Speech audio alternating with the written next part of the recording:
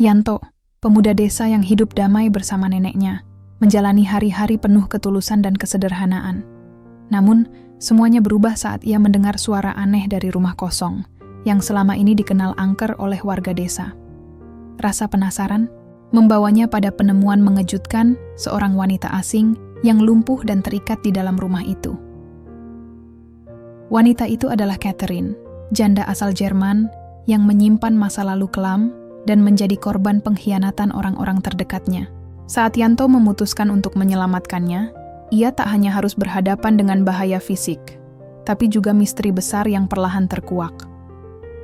Di tengah perjuangannya, terungkap bahwa hidup mereka ternyata saling terhubung lebih dari yang pernah Yanto bayangkan. Namaku Yanto. Aku cuma pemuda biasa dari desa kecil yang jarang masuk peta. Desa ini tenang, jalannya masih tanah, rumah-rumahnya bertebaran di antara sawah, dan warganya hampir semuanya saling kenal. Aku tinggal berdua sama nenekku. Simpel aja hidup kami. Pagi ke sawah, siang ngurus kambing, sore bantu nenek masak, atau sekadar duduk di teras sambil ngupas jagung. Hidup kami memang nggak kaya, tapi alhamdulillah nggak pernah kekurangan juga. Hari itu awalnya biasa saja. Matahari terik, ayam berlarian, dan suara radio tua dari dapur nenek nyaring muter lagu keroncong. Aku lagi ngikat sapu lidi waktu Mas Tono, tetangga sebelah, lewat sambil bawa motor. "Yanto, katanya rumah kosong dekat kebun pisang tuh bunyi-bunyi lagi semalam," katanya sambil berhenti di depan pagar bambu rumahku. Aku ngangkat alis. "Bunyi gimana, Mas?" "Ya kayak suara orang nangis, banyak yang denger. Padahal itu rumah udah kosong dari tahun kapan." "Angker bro," aku senyum tipis. "Mungkin tikus, Mas, atau kucing nyangkut." Mas Tono ketawa lalu pergi lagi. Tapi entah kenapa obrolan itu nempel di kepalaku. Soalnya, aku juga pernah dengar. 3 malam sebelumnya, waktu aku ngasih makan kambing agak malam, aku sempat dengar suara sayup-sayup, kayak suara perempuan, lirih, pelan, sedih. Aku pikir cuman angin, atau halusinasi karena kecapekan. Tapi kalau orang lain juga dengar, malam itu, rasa penasaranku makin menjadi. Nenek udah tidur, suara jangkrik jadi musik latar alami, dan bulan separuh menggantung malu-malu di langit. Aku duduk di balai bambu, memandangi rumah kosong itu dari kejauhan. Rumah itu udah lama banget ditinggalin. Dulu katanya milik orang kota yang bangun rumah buat pensiun, tapi nggak pernah balik lagi. Sejak itu, rumahnya rusak pelan-pelan.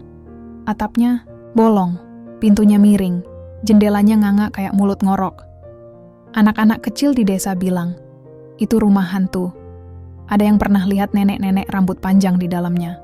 Tapi aku selalu nganggep itu cuma cerita buat nakut-nakutin. Sampai malam itu, aku dengar suara itu lagi, pelan, rintihan, mirip bisikan. Bukan suara angin, bukan suara binatang. Dek, aku berdiri. Langkahku berat, tapi rasa penasaran lebih kuat dari rasa takut. Aku ambil senter dan golok kecil buat jaga-jaga. Jalanku pelan melewati semak, menembus rerumputan tinggi yang dingin dan basah oleh embun malam. Rumah itu makin dekat. Langkahku melambat di depan pintunya yang hampir lepas dari engsel. Senterku menyorot ke dalam, gelap, debu, dan bau apek menyergap. Tapi suara itu masih ada. Lebih jelas sekarang, suara perempuan. Kayak orang yang terluka. "Hilfe," katanya pelan. Aku terdiam. Bukan bahasa Indonesia, tapi jelas suara manusia. Tanganku gemetar. Aku dorong pintunya perlahan, berderit. Serasa semua udara malam tertahan di tenggorokan. Aku masuk. Langkahku menyusuri ruang tamu yang dipenuhi sarang laba-laba. Lantai kayu berderit setiap aku injak. Senterku menyorot ke sekeliling. Meja terbalik, kursi usang, pecahan kaca. Dan di pojokan, dekat tangga, aku melihatnya. Seseorang tergeletak. Aku mendekat. Seorang perempuan, kulitnya pucat, rambutnya pirang kotor, tubuhnya gemetaran. Tangan dan kakinya diikat kain lusuh, wajahnya penuh luka lebam dan memar. Matanya membelalak waktu melihatku, lalu ia menangis. Aku terpaku, dia bukan hantu, dia manusia. "Bitte," Hilfe, please. Katanya setengah memohon. Air matanya mengalir, wajahnya penuh ketakutan. Aku berjongkok mendekat perlahan. Aku bantu. Jangan takut, ya, kataku gugup. Aku keluarkan golok kecilku, perlahan kupotong ikatan di tangannya. Tapi tubuhnya lemas, dia bahkan tak bisa duduk sendiri. Seperti seseorang yang sudah lama tidak makan dengan benar. Namamu siapa? Tanyaku, pelan. Dia membuka mulutnya perlahan. Kak Derin. Aku menelan ludah. Perempuan asing. Lumpuh, terluka, terikat. Di rumah kosong yang katanya angker. Ini bukan hal biasa. Ini bahaya. Tapi aku nggak tega ninggalin dia. Di matanya ada luka yang nggak bisa dijelaskan. Luka yang dalam. Yang terlalu menyakitkan buat disimpan sendiri. Malam itu, untuk pertama kalinya dalam hidupku, aku membawa pulang seorang asing. Seorang wanita asing yang menyimpan rahasia. Dan aku nggak tahu kalau semua ini akan mengubah hidupku selamanya. Langkahku malam itu seperti mencuri waktu. Tubuh Catherine kupapah perlahan. Beratnya tak seberapa, tapi napasnya pendek-pendek, dan dia terus gemetar, seperti orang yang baru keluar dari peti es.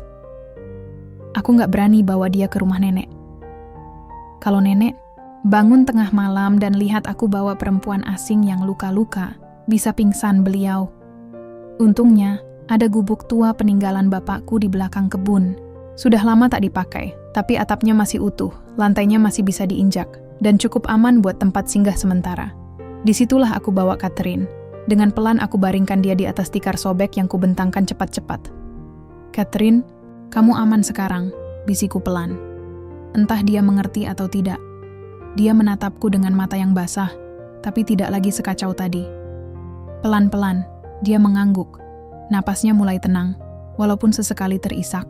Aku bisa lihat luka di lengannya, pergelangan yang lecet, dan wajah yang bengkak. Aku ambil air dari ember tua, kucelupkan kain bersih, dan mulai membersihkan wajahnya. Aku bukan perawat, cuma cowok desa biasa.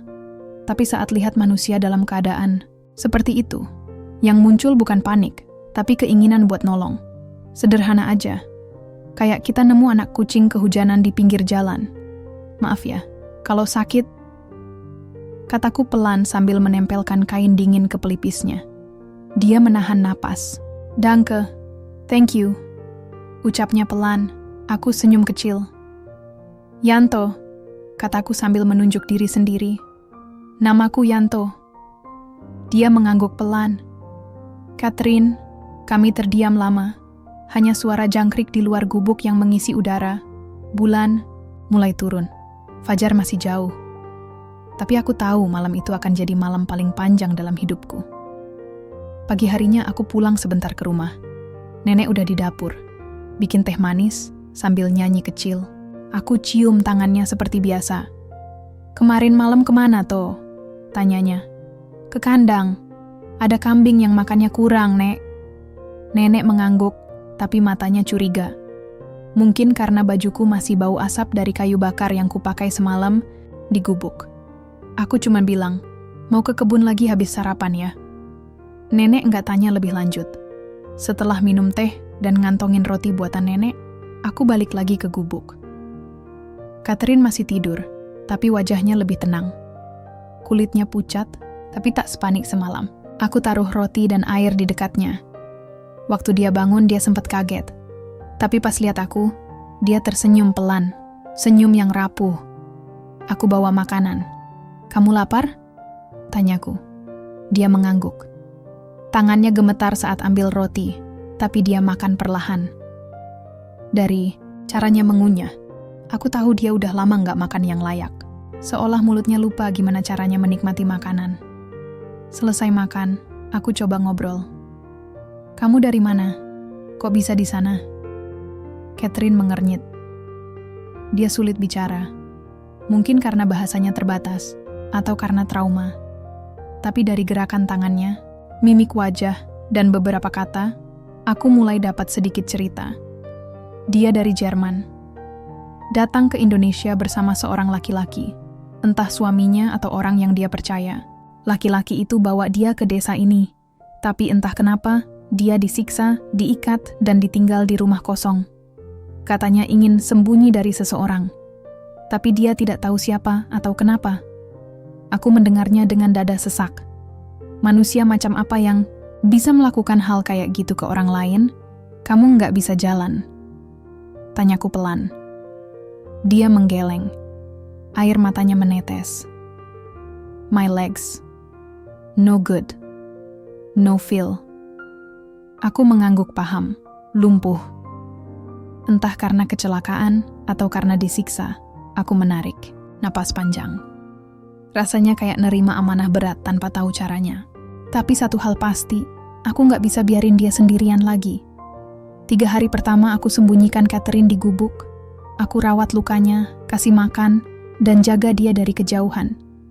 Aku nggak bilang siapa-siapa, bahkan ke nenek. Nenek cuma sempat komentar, "Kamu akhir-akhir ini sering ke kebun. Jangan main sama ular loh." Aku ketawa kecil. Kalau aja nenek tahu ular, itu sekarang bentuknya manusia, dan bisa nyakiti orang tanpa alasan. Tapi hidup di desa nggak bisa sembunyi terus. Orang mulai bertanya. Mas Tono mulai curiga kenapa aku sering bolak-balik ke belakang kebun. Dan suatu malam, aku lihat bayangan seseorang mengintip dari jauh ke arah gubuk. Aku mulai sadar, Catherine bukan cuma perempuan asing yang nyasar. Dia mungkin bagian dari sesuatu yang lebih besar, sesuatu yang berbahaya, dan aku sekarang sudah terlanjur ikut masuk ke dalamnya. Hari-hariku jadi berubah total sejak malam itu. Biasanya, aku cuma bangun, bantu nenek masak, ke kebun, kadang bantu Pak RT bersihin mushola.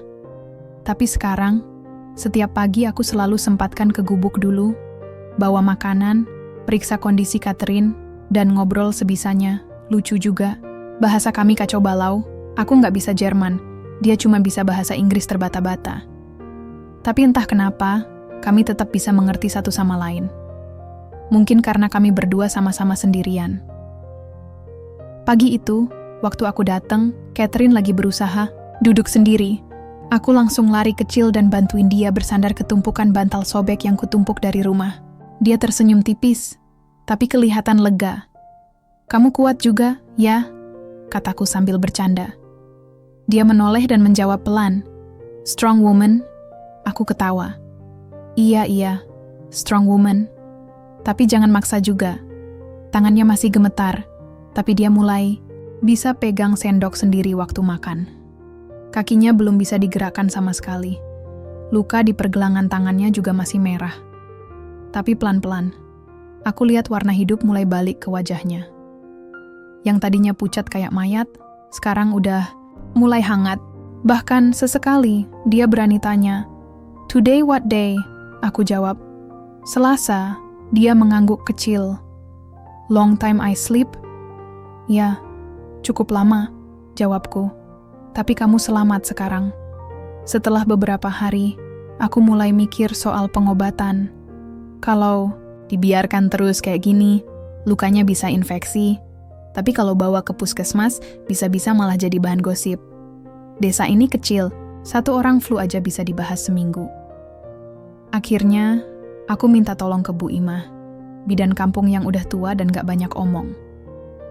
Aku datang malam-malam, pura-pura bilang kambingku luka, dan butuh salep sama perban. Tapi Bu Imah kayaknya tahu. Aku bohong. Waktu dia kasih salep, dia tanya, "Kambingmu luka di mana?" Aku nyengir. "Di pergelangan, Bu," dia melotot.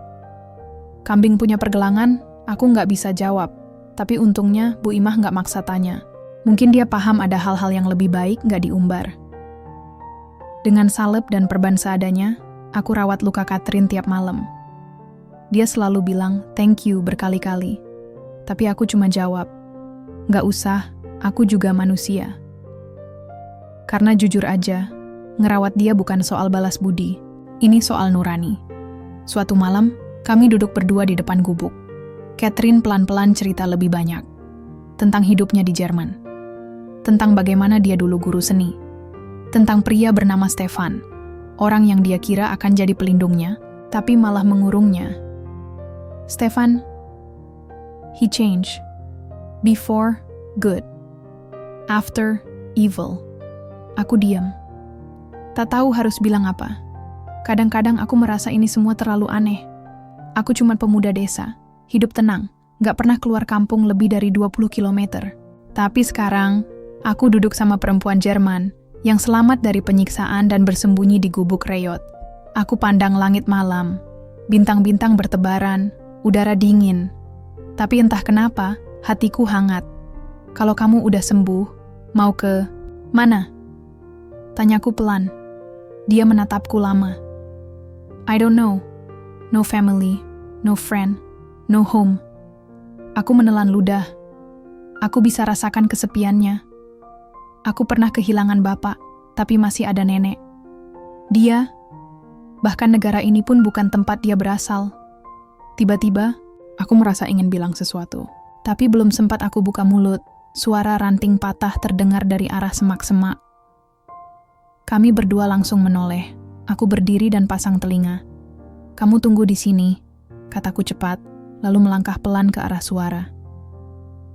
Tapi waktu aku sampai, sana, kosong, cuma daun gugur dan angin malam. Tapi naluriku bilang, aku sedang diawasi. Malam itu aku tidak bisa tidur.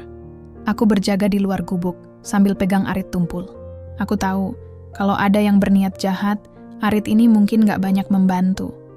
Tapi setidaknya aku siap. Dan waktu subuh tiba, aku baru sadar. Aku bukan cuma sedang menyelamatkan Catherine. Aku sedang membawa diriku sendiri ke dalam masalah yang jauh lebih besar dari yang aku bayangkan. Tapi, anehnya, aku tidak menyesal. Pagi itu, udara terasa lebih dingin dari biasanya. Langit mendung, kabut tipis menggantung di antara pohon-pohon jati di belakang kebun. Aku duduk di dekat pintu gubuk sambil mengaduk bubur instan yang kubuat untuk Catherine. Tapi pikiranku melayang ke suara ranting patah semalam. Entah kenapa, firasatku gak enak. Catherine, makan dulu ya. Kataku lembut sambil menyerahkan mangkuk kecil ke pangkuannya. Dia tersenyum tipis. You always care. Aku cengengesan. Kalau bukan aku, siapa lagi? Dia tertawa kecil. Tapi tawanya cepat menghilang. Matanya menatapku serius. Last night, someone there? Aku mengangguk pelan. Aku juga dengar, tapi nggak kelihatan. Siapa-siapa? Catherine menggenggam sendok lebih erat. They find me, maybe. Aku menghela napas panjang. Jujur aja, aku juga mulai berpikir ke arah sana. Kemungkinan kalau orang yang nyakitin dia, si Stefan itu, masih ngincar dia. Masalahnya, aku bukan detektif, bukan juga tentara. Aku cuma Yanto, pemuda desa yang paling jauh mainnya ke pasar kecamatan. Tapi sekarang aku jadi tameng hidup buat seorang janda lumpuh dari Jerman. Keren sih kalau dijadiin cerita film, tapi kenyataannya deg-degan juga. Sorenya, aku mulai bersih-bersih gubuk. Bukan buat nyaman-nyamanin tempat, tapi buat cari kemungkinan bersembunyi kalau sewaktu-waktu ada orang datang. Aku bongkar bagian belakang yang dulu jadi tempat simpan kayu, terus kubuat semacam ruang sempit pakai tirai lusuh. Nanti kalau aku bilang sembunyi, kamu kesini ya? Kataku sambil menunjukkan ruang kecil itu. Catherine mengangguk patuh. Tatapan, matanya penuh ketakutan. Aku tahu dia sudah lelah lari, lelah waspada. Tapi dia masih bertahan. Dan aku nggak tega ninggalin dia sendirian. Malamnya, hal aneh terjadi lagi. Aku mendengar langkah kaki di kebun. Pelan, menyusup. Seperti seseorang yang gak ingin ketahuan. Aku tiarap di semak dekat gubuk, bawa senter kecil. Dan di antara gelap dan suara jangkrik, aku melihatnya. Siluet seseorang, pria. Pakai jaket gelap. Berdiri lama menatap ke arah gubuk, lalu pergi. Aku gak kejar. Karena jujur, lututku gemetar. Tapi satu hal jelas, Catherine memang sedang dicari. Besoknya, aku langsung ke rumah Pak Lurah. Nggak ada warga asing masuk desa beberapa hari ini kan, Pak? Tanyaku pura-pura santai. Pak Lurah mengernyit. Wah, kayaknya nggak ada. Kenapa toh? Enggak, cuman ngerasa kayak ada orang asing waktu aku jaga kebun semalam. Oh, Bisa jadi. Kadang-kadang ada pemburu liar. Hati-hati aja. Aku angguk, padahal dalam hati tambah panik. Orang ini bukan pemburu. Dia kayak orang yang tahu betul kemana harus mencari. Siangnya, aku pulang ke rumah. Dan di meja dapur, ada kertas kecil ditaruh di bawah gelas teh nenek. Tulisan asing, pakai huruf tegak. Du kannst sie nicht für immer verstecken. Aku nggak ngerti artinya. Tapi aku tahu itu bukan tulisan nenek. Dan nenek nggak mungkin tahu bahasa Jerman. Jantungku langsung berdegup. Aku ambil kertas itu dan langsung ke warnet kecil dekat balai desa. Kubuka Google Translate. Kutulis ulang kalimat itu. Kau tidak bisa menyembunyikannya selamanya. Tanganku dingin. Mulutku terasa kering. Dia tahu.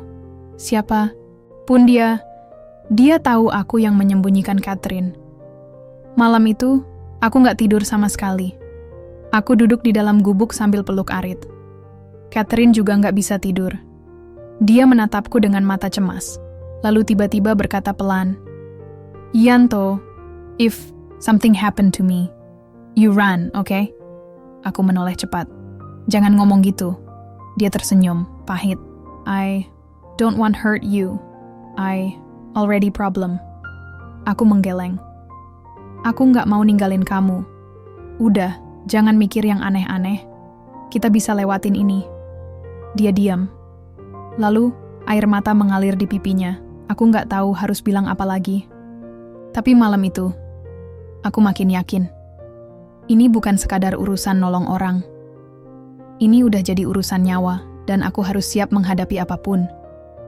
Karena gelombang bahaya sudah mulai datang. Malam itu dingin sekali. Angin dari arah bukit selatan menderu seperti bisikan ribuan orang. Gubuk reyot di tengah kebun jati itu berderit pelan setiap kali hembusan angin lewat. Aku duduk di samping Catherine, yang tubuhnya gemetar meski sudah kuselimuti 2 lapis kain. Dia belum tidur. Matanya kosong menatap api kecil di kaleng bekas cat yang kugunakan buat pemanas ruangan. Lalu tiba-tiba, dia berkata pelan, Yanto, I won't tell you everything. Aku menoleh. Kamu yakin? Dia mengangguk. Wajahnya penuh keraguan, tapi juga seolah udah gak kuat lagi menyimpan semuanya sendiri. Dan malam itu, rahasia mulai dibuka. Catherine bercerita perlahan. Dulu dia tinggal di Hamburg, Jerman. Seorang guru seni lukis, mandiri, tidak menikah, hidup sederhana. Sampai suatu hari, dia bertemu Stefan. Stefan adalah pria tampan, sopan, dan karismatik. Awalnya datang sebagai kolektor seni, tapi perlahan jadi teman, lalu kekasih. Tapi semua berubah setelah mereka menikah diam-diam. Stefan mulai mengatur hidup Catherine, mulai dari cara berpakaian, makanan yang dia makan, bahkan siapa yang boleh dia temui. Semuanya terasa salah, tapi Catherine kala itu mengira itu bentuk cinta yang posesif. Hingga suatu hari, Catherine tahu bahwa Stefan bukan sekadar suami. Dia ternyata bagian dari jaringan gelap yang mencuci uang lewat karya seni palsu. Dan Catherine, tanpa sadar dijadikan pion. Waktu dia mencoba kabur, dia disekap, disiksa, dipaksa menandatangani dokumen yang mentransfer sejumlah besar uang warisan milik orang tuanya ke rekening Stefan. Catherine adalah anak tunggal dari keluarga kaya yang memiliki saham besar di perusahaan farmasi ternama. Satu malam, Stefan membawanya ke Indonesia. Entah kenapa. Katanya hanya sementara. Tapi nyatanya, dia dibuang begitu saja di rumah kosong yang tampaknya disiapkan untuk jadi penjara. Dia tidak tahu sudah berapa lama diikat dan dipukuli. Hanya tahu bahwa malam itu saat aku menemukannya, dia sudah siap mati. Aku mendengarkan semuanya dengan rahang mengatup dan dada panas. Rasanya aku pengen sekali cari orang bernama Stefan itu dan tonjok mukanya pakai batu bata. Tapi tentu saja, aku bukan pahlawan super. Aku cuma pemuda kampung dengan motor bebek rusak dan 1 arit tumpul. Aku janji, kamu nggak sendiri sekarang, kataku. Catherine menatapku, matanya berkaca-kaca. Why? You help me? Aku menghela napas. Karena kamu manusia, dan kamu nggak layak diperlakukan kayak binatang. Besoknya, aku mulai berpikir untuk bawa Catherine keluar dari desa. Aku tahu ini gila, Tapi kalau orang-orang, Stefan tahu dia di sini, nggak ada tempat aman lagi buat dia. Aku cari koneksi. Lewat Pak Ujang, tukang servis motor yang pernah kerja di kota, aku dapat info tentang seorang kenalannya di LSM yang biasa bantu korban kekerasan. Masalahnya, akses, sinyal di desa kami buruk. Aku harus ke kota kecil di utara, sekitar 2 jam naik motor. Aku bakal ke kota besok, kataku ke Catherine malam itu. Dia terlihat takut. You leave me? Cuma sebentar. Aku titip kamu ke nenek dulu. Dia bisa jaga kamu. Catherine menunduk. I'm scared. Aku genggam tangannya. Aku janji balik. Aku cuma mau cari orang yang bisa bantu kamu lebih dari aku. Dia mengangguk perlahan. Pagi itu, aku angkut Catherine ke rumahku. Nenek, meskipun sempat kaget, langsung luluh lihat kondisi Catherine. Dengan cepat, nenek menyiapkan tempat tidur, bubur, dan teh jahe. Orang jauh pun kalau datang minta tolong, harus kita bantu, kata nenek. Apalagi dia perempuan lemah begini. Aku pamit. Tapi di sepanjang perjalanan menuju kota, hatiku nggak tenang, dan benar saja. Waktu aku balik sore harinya, rumahku kosong. Pintu terbuka, teh di meja belum tersentuh, dan kursi nenek terguling. Aku langsung panik. Nenek, Catherine, sunyi. Hanya angin yang menjawab. Aku cari ke seluruh rumah, kosong. Tidak ada tanda-tanda kekerasan, tapi juga tidak ada catatan apapun. Lalu, di bawah bantal ruang tamu, aku menemukan secarik foto. Wajah Catherine. Bersama seorang pria tinggi berjas, hitam. Di belakang foto itu tertulis, Stefan was here. Sore itu berubah jadi malam lebih cepat dari biasanya. Langit seperti ikut marah, menggulung mendung hitam tebal, dan gerimis jatuh seperti jarum-jarum dingin menusuk kulit. Tapi aku bahkan tak sempat merasa kedinginan. Seluruh tubuhku sudah dibanjiri satu hal, panik. Nenek, Catherine, hilang. Dan yang paling membuatku muak adalah tulisan kecil di balik foto yang kutemukan di ruang tamu. Stefan was here. Rasanya darahku naik ke kepala. Aku berlari keluar, ke rumah Pak Lurah, ke warung Bumina, ke rumah Pak Ujang. Semua kujumpai, semua kutanyai. Tak ada satupun yang melihat nenek ataupun orang asing hari itu. Nenekmu tadi sempat ke pasar, kata Bumina, tapi sendirian. Gak lihat dia bawa orang. Jantungku makin tak tenang. Catherine tak bisa berjalan. Dia tak mungkin pergi sendiri. Ini artinya, seseorang datang dan membawa mereka. Dan itu bukan orang biasa. Itu Stefan, atau orang suruhannya. Malamnya, aku kembali ke rumah, mencoba berpikir jernih. Tapi pikiranku kusut. Perasaan bersalah menjeratku. Kalau saja aku nggak tinggalin mereka. Kalau saja aku cepat balik. Di atas meja, aku kembali memandangi foto. Stefan dan Catherine. Lalu aku sadar sesuatu. Ada goresan samar di pojok bawah, seperti angka. 201 dan 105. Aku ambil kaca pembesar dari laci. Kupandangi lagi. Benar, itu angka. Tertulis kecil. 2115 LM. Gumamku. Apa itu? Aku langsung ke garasi kecil belakang rumah, tempat ayah dulu biasa memperbaiki mesin. Di sana, aku masih simpan map lama berisi peta dan catatan kendaraan yang pernah lewat desa kami. Ayah dulunya relawan di pos ronda, rajin mencatat. Dan di situ, aku menemukannya. Plat nomor 2115 LM terdaftar di mobil hitam asing yang pernah terlihat lewat jalur hutan 2 minggu lalu. Arah ke selatan, ke rumah tua bekas pabrik tembakau. Hatiku langsung berdebar. Aku tahu tempat itu. Sudah lama kosong, terpencil. Tak ada yang kesana sejak kebakaran kecil 10 tahun lalu. Dan sekarang, tempat itu jadi satu-satunya petunjukku. Tanpa pikir panjang, malam itu juga aku berangkat. Hanya bawa senter, pisau kecil, dan jaket tebal. Jalur ke sana licin, becek, dan menanjak. Tapi aku tak peduli. Aku harus temukan mereka. Tiba di dekat area rumah tua itu, aku mematikan senter. Langit masih gelap, hanya disinari cahaya bulan tipis di balik awan. Di kejauhan, rumah tua bekas pabrik itu terlihat muram, berdiri seperti raksasa buta yang mengintai. Aku merayap perlahan di balik semak, jantungku berdentum, Lalu, aku dengar suara tangis lirih. Aku mengikuti arah suara itu dan melihat ada cahaya redup dari balik jendela kaca pecah di lantai bawah bangunan. Aku dekati perlahan, dan di sana, aku melihatnya nenek. Duduk di kursi tua, terikat. Matanya tertutup kain. Di sebelahnya, Catherine juga terikat dan tergeletak lemah. Aku hampir loncat masuk, tapi tiba-tiba seseorang muncul dari balik tembok. Tubuh tinggi, jas hitam, rambut rapi seperti orang Eropa. Stefan, dan dia sedang bicara, ditelepon dengan bahasa Jerman cepat yang aku nggak paham.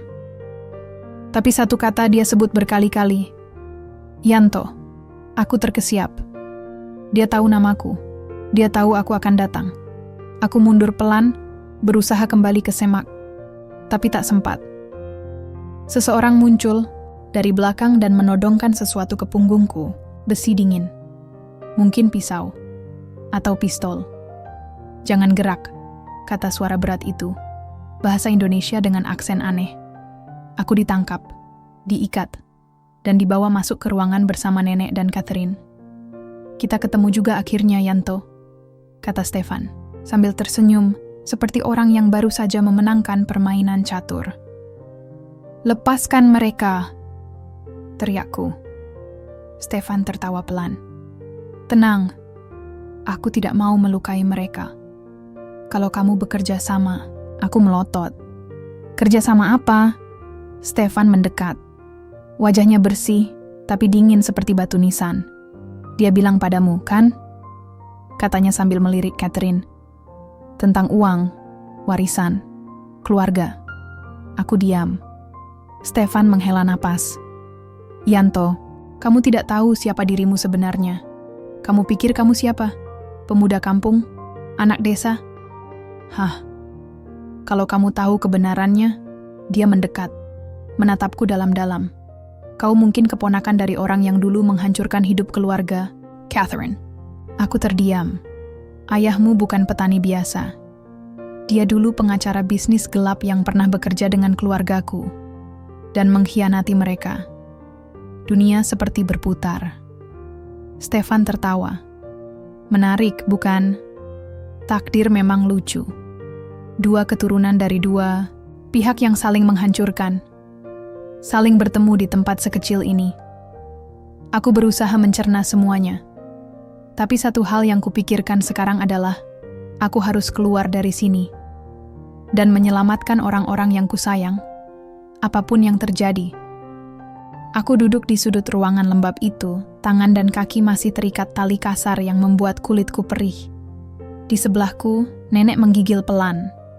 Catherine pingsan, tapi napasnya masih ada, teratur, meski lemah. Kepalaku penuh. Stefan baru saja melemparkan bom ke dalam hidupku. Bahwa aku bukan sekadar pemuda desa biasa. Bahwa ayahku dulu bukan hanya petani miskin, tapi pengacara hitam yang pernah bekerja dengan keluarga Catherine dan mengkhianatinya. Bohong, bisikku dalam hati. Ayah nggak mungkin. Tapi aku juga tahu. Aku nggak pernah benar-benar tahu masa lalu ayahku. Dia meninggal waktu aku masih kecil. Ibuku pun nggak pernah cerita banyak. Cuma bilang, ayahmu orang baik. Tapi dulu, dia pernah bikin keputusan yang salah. Aku pikir itu cuma soal uang. Ternyata, lebih besar dari yang bisa kubayangkan. Suara langkah kaki menggema di lantai atas. Stefan sedang bicara dengan seseorang di telepon. Suaranya tenang, seperti orang yang yakin semua rencananya berjalan mulus. Aku menoleh ke jendela kecil di atas tembok. Cahaya bulan sedikit masuk. Tapi tidak cukup untuk menyinari ruangan penuh debu ini. Aku harus berpikir cepat. Jika tidak, bisa-bisa semua ini jadi akhir kami. Kakiku meraba-raba lantai. Ada batu kecil, tajam. Kukail perlahan, kutekan ujungnya ke tali di pergelangan tangan. Perih, tapi aku teruskan. Perlahan, serat tali mulai aus. Sedikit lagi, dan plak, tali putus. Tanganku bebas, jantungku berdetak kencang. Ku kendorkan ikatan di kaki, lalu perlahan merangkak ke arah nenek. Nek, ini aku. Yanto. Nenek membuka mata pelan. Tok, kamu nggak apa-apa? Shh, pelan ya, Nek. Kita harus keluar dari sini. Catherine masih tak sadarkan diri, tapi wajahnya mulai terlihat lebih tenang. Luka di pelipisnya sudah kering. Aku harus gendong dia nanti. Aku dengar suara pintu dibuka di lantai atas. Aku harus cepat. Kuambil pisau kecil yang diselipkan salah satu penjaga ke dalam lemari kayu. Kupakai untuk membuka ikatan nenek dan Catherine. Lalu kami bergerak. Perlahan, setiap langkah rasanya seperti mimpi buruk yang panjang. Kami menyelinap keluar lewat jendela kecil yang dulu pernah dipakai sebagai ventilasi gudang. Aku dulu pernah main ke tempat ini waktu kecil, sebelum kebakaran. Masih ingat letak semua celahnya. Begitu kami berhasil keluar, udara malam menyambut wajahku. Tapi belum sempat kami lari jauh. "Hei!" Teriakan itu membuatku menoleh. Salah satu penjaga melihat kami. Tanpa pikir panjang, aku suruh nenek dan Catherine tiarap di semak, lalu aku lari menjauh. Mencoba mengalihkan perhatian mereka. 2 orang mengejarku. Aku lari sekuat tenaga ke arah hutan pinus.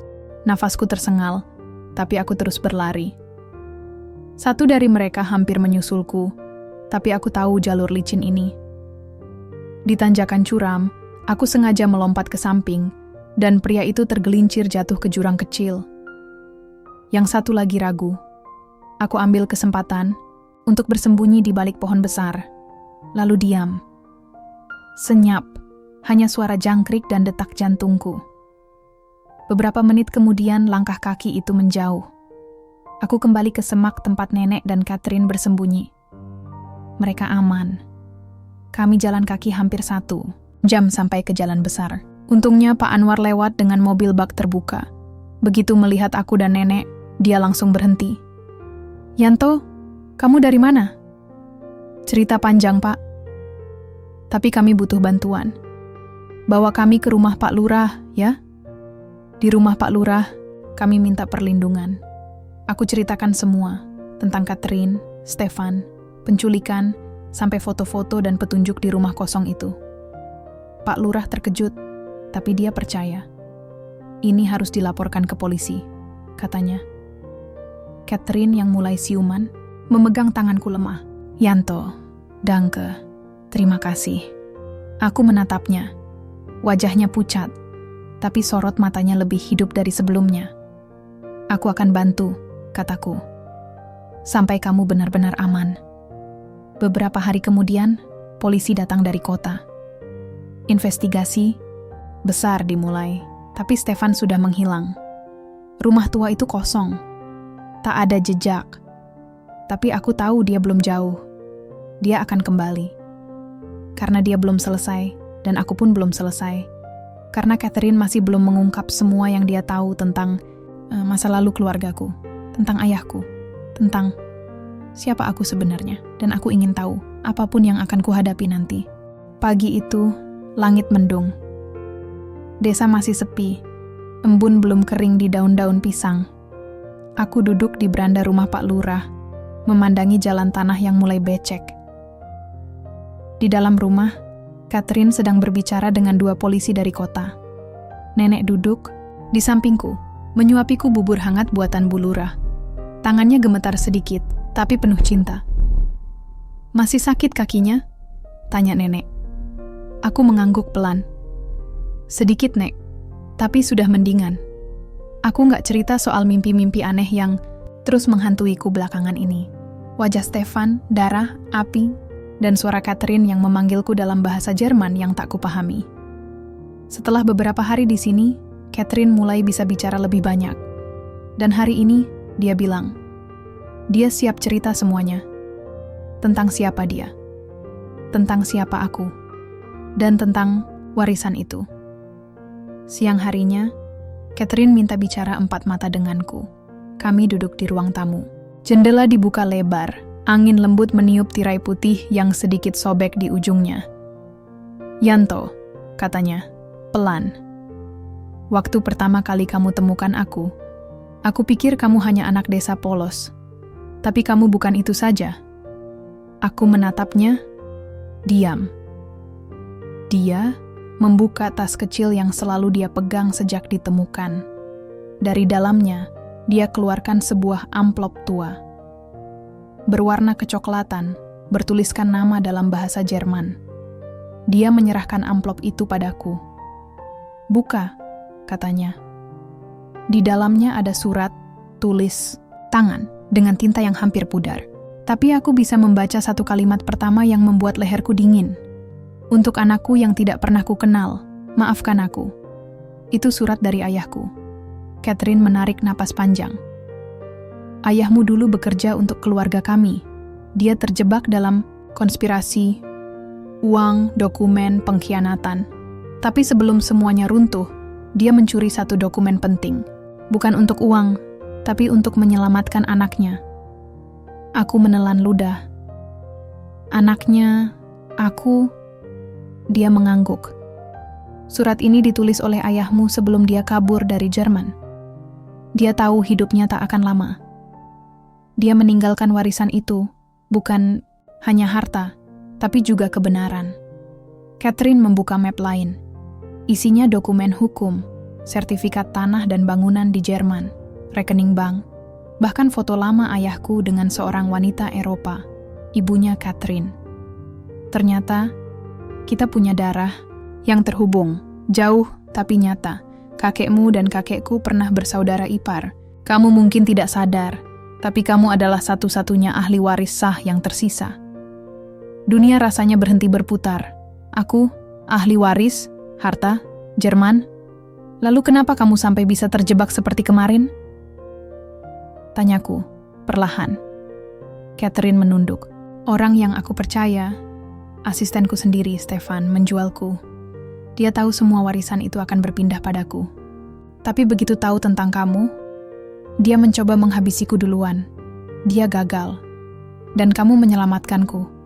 Aku menghela napas panjang. Tapi, aku cuma pemuda kampung.